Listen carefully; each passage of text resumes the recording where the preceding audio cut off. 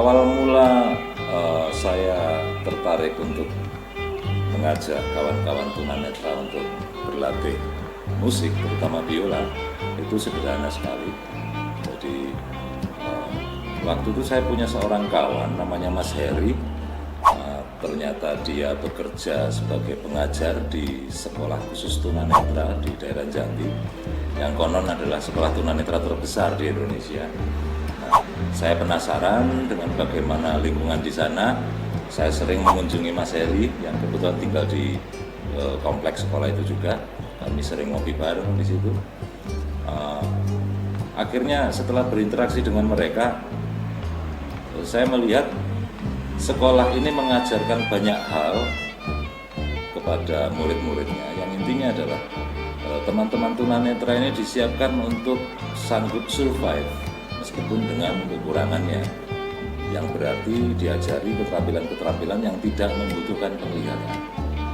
Memang yang paling banyak, yang paling populer itu adalah keterampilan memijat, tapi keterampilan-keterampilan yang lain pun juga banyak. Sempat saya ngobrol dengan salah satu guru di sana, Bu Made.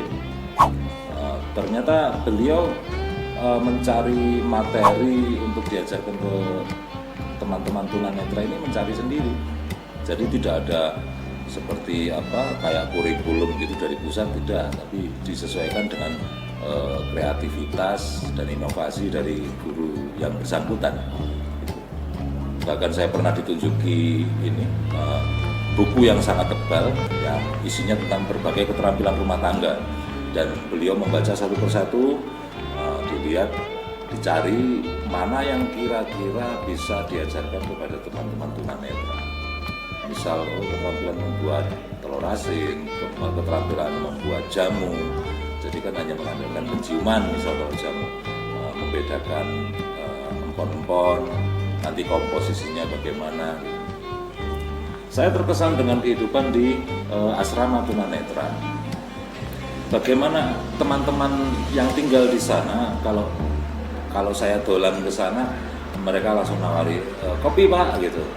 Nah, mereka bikin kopi, mereka membuatkan kopi untuk saya.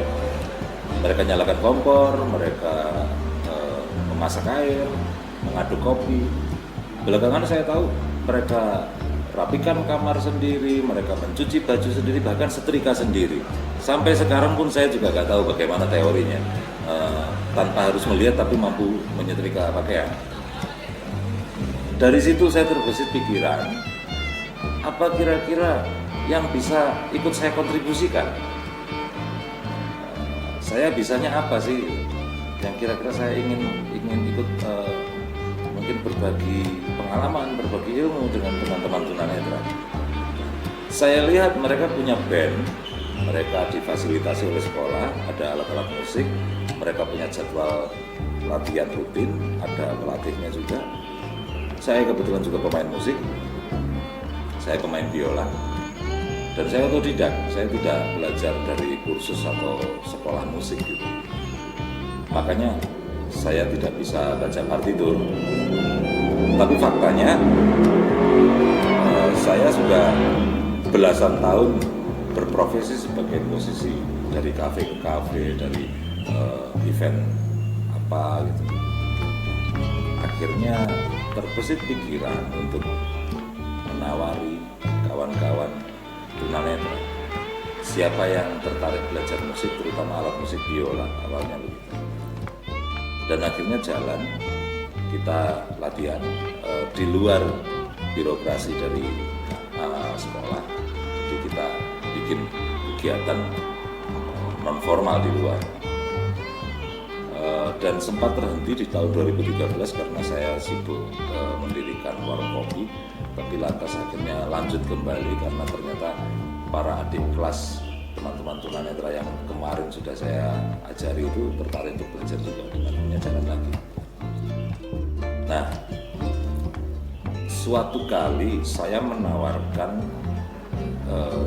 seorang mahasiswa musik, apakah dia mau untuk ikut dengan saya, bersama saya, untuk ngajari teman-teman tunanetra bermain alat musik.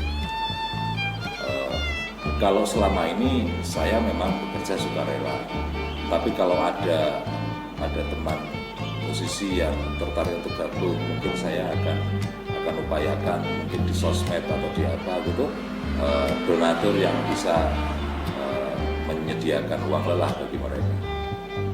Tapi ternyata teman mahasiswa musik ini menolak, bukan karena tidak mau, tapi merasa tidak bisa.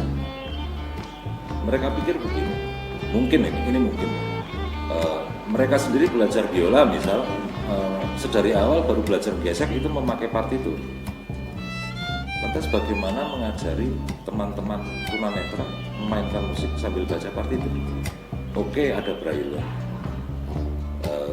Saya pernah dengar huruf braille juga ada yang spesial untuk digunakan untuk menulis not angka, not musik. Tapi masalahnya kalau bermain musik, apalagi klasik ya, itu main musik sekaligus baca. Main biola kedua tangan dipakai bareng-bareng. Tidak ada yang dipakai untuk meraba huruf braille partitur.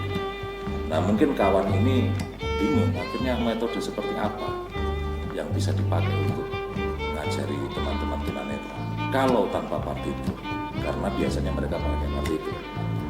Nah, itulah kenapa saya baru sadar kenapa kemarin saya berani ngajari teman-teman. Justru karena saya bukanlah musisi keluaran sekolahan atau kursusan, saya tidak bisa baca partitur, saya pakai metode sendiri dan kebetulan bisa diterapkan untuk teman-teman tunanetra.